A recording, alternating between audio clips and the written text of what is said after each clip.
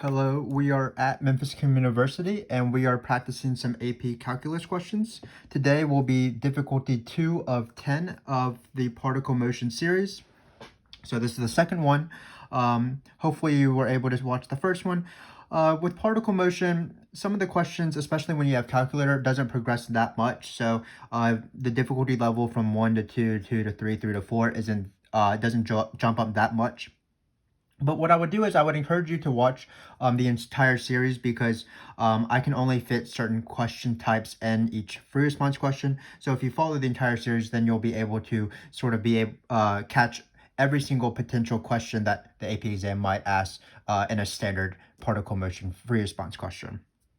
So for example, in the first difficulty video, we covered total distance, but in this case, we won't cover total distance, but I'll come back in maybe a future video. So again, in particle motion, the actual questions themselves aren't too bad, especially when you have a calculator. So what you want to do is you just want to know how to set up each question, and then you can just type it in a calculator. Here I have Freddie with me. He is number 3, and he will be helping me along the way in this free response question. So let's get going. Like usual, this free response question was written by myself, but I based it off old AP free response questions, so I'm confident that it will provide you some help as you are learning how to do particle motion questions. So this one shouldn't be too bad again because we're still at difficulty 2, but let's get going. Just like before, always the given is the velocity function. And they give you an initial condition, so be careful. This one is at time is equal to 3. The position of the particle is -5. And again, before I even read any of the questions, I know that this will eventually be used for Fundamental Theorem of Calculus when I'm ready to take an integral with the calculator. So the position formula is the same thing as the amount formula in rate in, rate out. It is the Fundamental Theorem of Calculus, S of B equals S of A plus the integral of A to B of velocity. So I'll mention that when we get there, of course. But A doesn't seem too bad. It says, is the speed of the particle increasing or decreasing at t equals 1? So remember that speed of the particle speed increasing is the same thing as speeding up. And speed decreasing is the same thing as slowing down.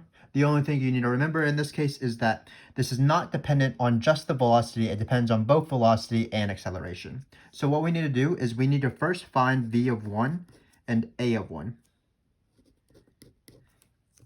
Keep in mind, why are we doing this? Well, we're doing this because we want to find whether these things have the same signs or different signs. So we actually don't care about what the numbers they are themselves. We just care about their signs. So I'm going to pull out Freddie here because I don't have to do anything actually with this functions. I don't have to actually take derivatives. I don't actually have to plug in numbers. Freddie can do it for me. So the first one I'm going to do is I'm going to find V of 1. So all I'm going to do is I'm going to plug in 1 into this function right here. You don't even need to write like ln of 1 squared minus 3 plus 4. You can merely just type it in. Because the AP graders do know what the velocity formula is. So let's do that real quick. So let's delete some stuff. And then I'm going to go to ln. So ln has its own button. And then I'm just going to type in 5 squared. Sorry, we're doing 1 squared. So let me delete that. Obviously, 1 squared is 1, but I'm still going to type in 1 squared. Of course, I'm failing at the calculator. Not much has changed throughout these videos. 1 squared minus 3 times 1 plus 4. And then just keep in mind that there is this minus 2 at the end. So minus 2. And so the velocity is negative 1.307. Negative 1.307. Usually when you write this, you do want to write less than 0 or greater than 0. Because again, we only care about this number, whether it's negative or positive.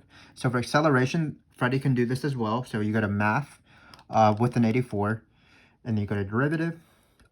There are t's here, but I'm going to just use x's because the calculator understands that I can change the variable as long as you're consistent, meaning that you use x's throughout the as you type in the entire function. And then I'm just going to type in all of this guy right here. So it's going to be ln again. X squared minus 3x. So I always struggle with exponents because I don't know how it works. So it's okay. So that's it. I need to go outside the parentheses. Okay, great. Minus 3x plus 4. I'm going to close the parentheses. And then I'm going to write minus 2. I know the derivative of minus 2 is 0, but I just Sometimes I'm not confident in myself in terms of taking derivatives by myself, so I let the calculator do it for me, the entire step. And I'm going to plug in 1. And here we get negative 4.9999999, it looks like, which is really close to negative 5.000 when you round to the 3 places after the decimal. So I wrote that wrong, negative 0.500. But my rewrite actually didn't matter. It could have been negative 5, but again, the only thing that I really care about is that it's negative. So if you look at this, they're both negative. That means that the particle is, the speed of the particle is decreasing. So thus, because velocity, we'll write out the word velocity and accelerations. Let's see if I can spell it. Of the particle are both negative at t equals 1.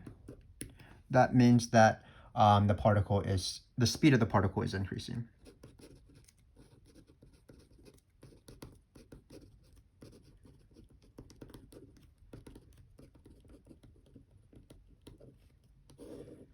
We'll write at t equals 1 to squeeze that in. Great. So let me just go over it real quick. Speed increasing is the same thing as speeding up. Oftentimes they use the word speeding up versus speed increasing. And speeding up means the velocity and the acceleration have the same signs at that point. And speed decreasing or slowing down means that velocity and acceleration have different signs at that point. So for example, velocity being positive, acceleration being negative, or the other way around. Just keep in mind, it's not just based on velocity. So the second question is another rule question. So it's find the average velocity of the particle from t equals 1 to 4. Let me just mention a few rules here. Obviously, you don't have to list out all these rules every single time you do the question, but I just want to remind you of some of them. So first off, we have velocity, and we have speed. So remember that speed is the absolute value of velocity. When you take an integral of both sides, so this is velocity, this was just speed. Remember, this guy gives you total distance, the integral of speed. I struggle with this because I had a bad function in our difficulty 1 video, but it's one of the easiest questions. All you do is you just type in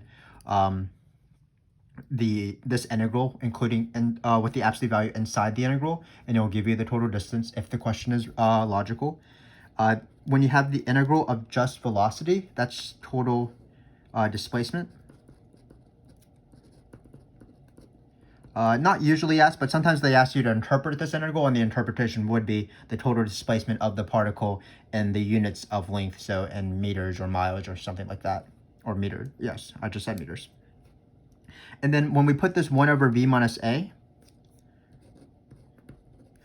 this is the average value formula. So remember that the average of anything is 1 over b minus a, the integral of that thing. So more commonly is the average of f. And this is different than average rate, for example. The average of f is 1 over b minus a, the integral of f. Great. So when you put this number in the front of the integral is total displacement, so all of it is average velocity. Similarly, when we divide by the time period, and you find your total distance and you divide by the time, that's going to be your average speed during your trip, wherever you fancy to go. Great. And there's one little thing. There's actually 2 formulas for average velocity. So this is one of them. This is the one we're going to use right now because we're given velocity, so it's going to be easier to use. On a multiple choice question, or if somehow the position was given, remember that this is average velocity. This is the algebra slope of position. Because actually velocity is the rate of position, so this is actually the average rate of change of position because it's at the algebra slope, which is the same thing as the average velocity of the particle. So remember that there's 2 formulas for average velocity. This one right here that I'm circling, and then this one right here. They're both of course correct. You would use this one if you were given position. You would use this one if you were given velocity. Sort of to test whether you understand this, there would be 2 formulas for average acceleration. One of them would be 1 over b minus a, the integral of a of t instead, and then a second one would be v of b minus v of a over b minus a, the algebra slope of velocity. But of course, we didn't have to do any of this. I just wanted to remind you of some things. This question only asked me to find average velocity, so I don't need to do any total distance anything, or speed, or total displacement, or the other formula for average velocity. So let's do this real quick. So again, this is pretty easy once you have the calculator. All it is the average velocity from t equals 1 to 4. So we go integral 1 to 4. Don't forget that we have this number in the front. So it's 1 over 4 minus 1. That's 3. So that's why there's 3 is here. And then what we're going to do is we're going to put in velocity, where velocity is this original guy right here. You don't have to write this guy out because they give it to you in a free response question. So I'm going to type this in a calculator and to Freddy, and we'll see what he gives me. So what I'm going to do is I'm going to first find the integral. So it's going to be 1 to 4. And then I put 7. And then hopefully you can read this. Sometimes when you add the calculator, it becomes a little bit unclear, but hopefully you can see that. And then all I'm doing is I'm typing in the velocity that was given. So it's ln of x. Again, I can use x's because the calculator doesn't mind what variable I use. So I'm doing the same mistake as I normally do because I never give it any better. So minus 3x plus 4. I'm going to close the parentheses, subtract 2 off. That is important when you're taking the integral. And then it's going to be dx. And it gives me negative 2.630. Average velocity can be negative because velocity can be negative. But this is not the answer, remember. This is actually the total displacement. So basically, the particle, from t equals 1 to 4, it shifted over to the left shifted over to the left 2.63 units because of the negative here. But to finish the question, I would divide by 3. So the answer is negative 0.877.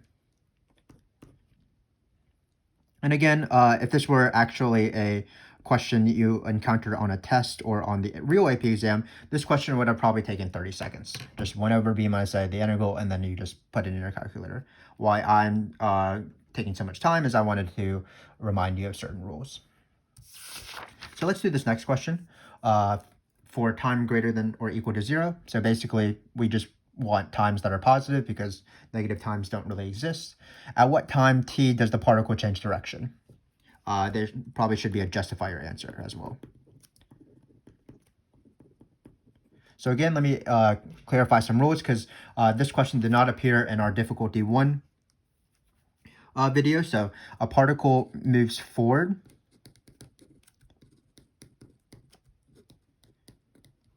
when velocity is positive. Basically, you're going forward. Particle moves backwards or to the left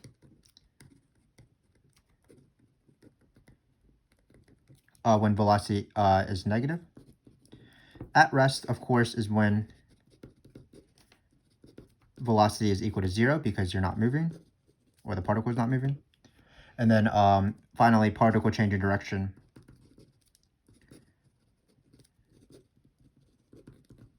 is when velocity changes signs.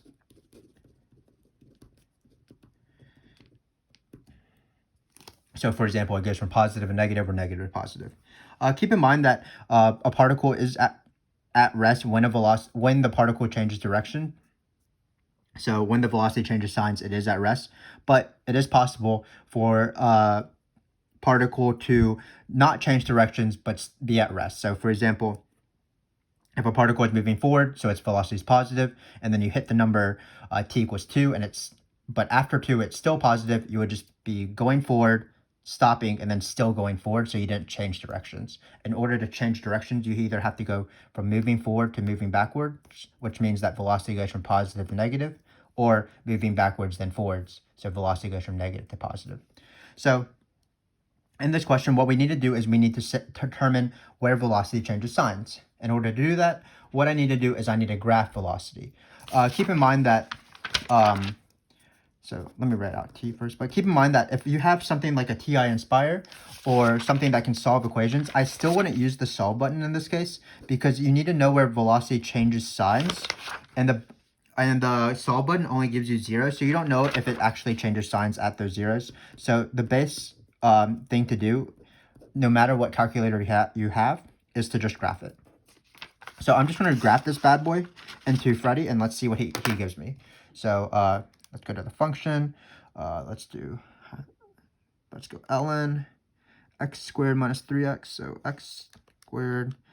Here I have to use x's, I believe, because it's programmed to be an x's. Plus 4 minus 2. What is that thing in the front? Oh, it's just a weird parenthesis. So I have that. Great. ln of x cubed minus 3x plus 4. I'm going to go to window. My window looks not normal. I'm going to go to negative 10 instead. Okay, so that looks normal. Let's go to graph now. So here it is. Here's velocity. Let's zoom in a little bit. Let's zoom in. Maybe I'll just hit zoom in and see what it tells me. Maybe I zoomed in too much. Yeah, that was a bad choice. So windows, let's make the windows negative 5.5 and for both the y's and the x's. I think that should be enough. So it looks like, notice that it looks like there's a negative time where it crosses from positive to negative, but that's not relevant because it asks for times greater than 0. So the only 0 we're concerned with is this 0 right here. So let me find it. Remember that you should never use the trace button because sometimes the trace is inaccurate. What you always want to do is just use the intersection function on this calculator, which is second trace, intersect. Oh, not intersect, sorry, second 0. There's not two graphs, there's only one graph. So it says left bound, so basically you go to the left of the 0, so you have to scroll a little bit, and then you do right bound. Yeah, so this is better than the trace function because this just tells you exactly what the number is. So in this case, the 0 is going to be 3.875. And while we're here, because we're not going to draw this again, so if you look at this particle and only look at the positive side, the particle is first moving backwards because the velocity is negative. Then it goes from negative to positive, so that's where the particle changes direction at this point that we found. And then beyond that, the particle is moving forward. So the particle is, another way to say this is the particle is at rest at this number. So it does ask us to justify. So basically, I'm just going to say this rule. At t equals 4, not 4, but 3.875. Because the particle goes from negative to, I think it was negative to positive. Sorry, the velocity of the particle. So the velocity of the particle, hopefully you'll have better handwriting than I do. To positive. We are running out of room, like always. Because the particle goes from negative to positive there at t equals 3.875, the particle changes direction. So I guess we'll write the particle changes direction. So this is not the best way to speak English, of course, but what are you going to do? So this is my sentence. The particle changes direction at t equals 3.875 because the velocity of the particle goes from negative to positive at that time. And we are done. That's not too bad of a question. It is harder, of course, when you have a non-calculator, when you do not have the graph and you have to come up with the graph yourself. That will come later on in this video series. But for now, let's do FTC because FTC is the best. So I expressed this in the first video, but let me write out what FTC says. So actually there's two parts here. Write an expression involving an integral that gives the position of the particle at any time t. So that's basically they're saying do the fundamental theorem of calculus formula, and then later on you're going to plug it in 0.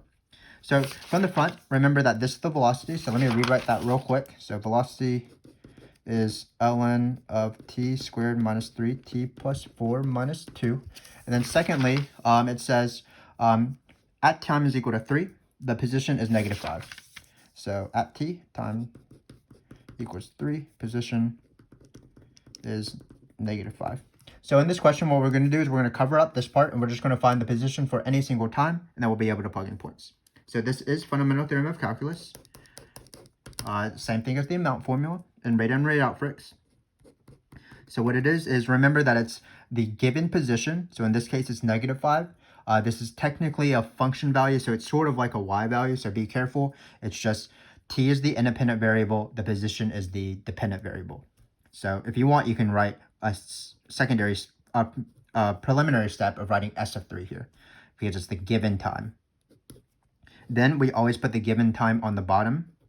We're going to put t on top because we're going to want to plug in time values to find the position at certain times. And then we're going to write v of x instead of v of t because we don't want these variables to match, because again, when we plug in numbers like 0, we're only going to want to plug it into the upper limit here, and we're not going to want to plug it into the function because that will affect the integral. So, for example, when we want to find the position at 0, just be careful. It's going to be s of 0. So this is the answer actually to this first part. Let's actually replace s of 3 with what it is. So it's -5 plus integral. So sometimes my brain is a little bit scattered. I hope you forgive me for that. So this is the answer to the first part. And again, now I'm going to go for s of 0. So what I'm going to do is I'm going to write out the formula. And then I'm going to put 0 into the top of the integral right there. And this is the fundamental theorem of calculus. Using an initial point and the derivative to find the antiderivative at another point. Don't be scared that 0 is on the top here. Usually 0 is on the bottom, but that's only because the initial time is half the times it is 0. But in this case, the initial time is 3. One thing you can do is you can flip the integral, which would require negating the integral because that is an integral property. But the calculator is smart enough to just calculate the right answer, so you can type it in here. The only time that I believe that it is necessary to negate the integral by flipping it is when you're doing area questions. In a graph free response, you can check out those videos where if the smaller number is on the top, then you have to flip it and do negative area instead. But for now, we're just going to type this guy in. So this is the fundamental theorem of calculus. Hopefully my pen is not dying on me. And so let's do that real quick. So we have one more thing to type into Freddy and we are done. So fundamental theorem of calculus, what we're going to plug in 3, we're going to plug in 0. So again, just be careful. The only thing that students miss usually is just putting this 3 and the 0 in the wrong spot. And in these questions, traditionally, this is 3 points out of 9 points. And 3 points and 9 points out of 9 points is pretty significant, considering that oftentimes people are 3 points away from the score they want on the AP exam. So this is an easy 3 points. Just be careful of where you place everything. And if you set it up where the bottom number on the integral is always the given x value, or in this case, the given t value, and the top number is the want x value on the integral, so 0, for example, or the want t value in this case, you should be fine. So I'm typing out this guy right here, -2, and then I'm going to write dx.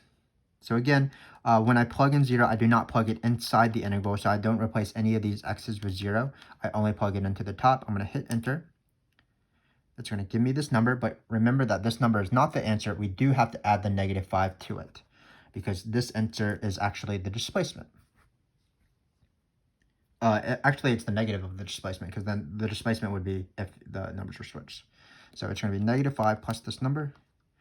And the answer is going to be -1.646. And we are done with this free response. So again, this is not too bad. It really wasn't any harder than difficulty 1 and difficulty 3. If you watch that video, which is the next one in this series, it's probably not going to be that much more difficult again.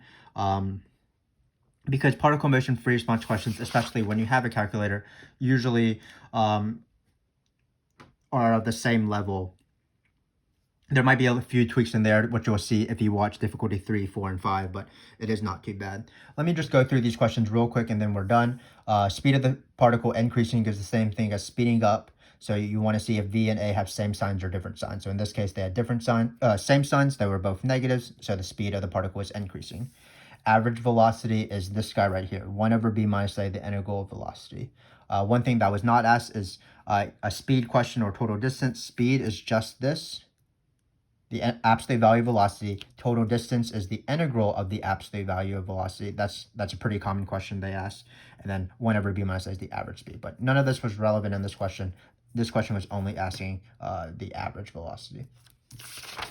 Particle, you want to know the rules of the direction of the particle. So particle moving forward when velocity is positive, particle moving backwards when velocity is negative, particle at rest when velocity equals 0. This question was particle changing direction. So you need to graph velocity, see where it goes from positive to negative or negative to positive. Here it was only at one time. Finally, the most important thing, fundamental theorem of calculus. This is the formula where this number is the given t value. This is the given position value. So 3 and -5 in this case. And then when you want to find s of a different number, you always plug it into the top, not into the integrand. So that is it for today. Hopefully you will join me when we start difficulty number 3. We will still be with calculator, and we might do some questions that were not covered. Perhaps average speed, something like that. I don't exactly remember what I wanted to design. Yes, I believe average speed will be there. Another question that we haven't been able to cover is particle moving closer or away to either the origin or another particle, so we might do that one as well. So until then, thanks for joining me, and I will hopefully see you in the next video.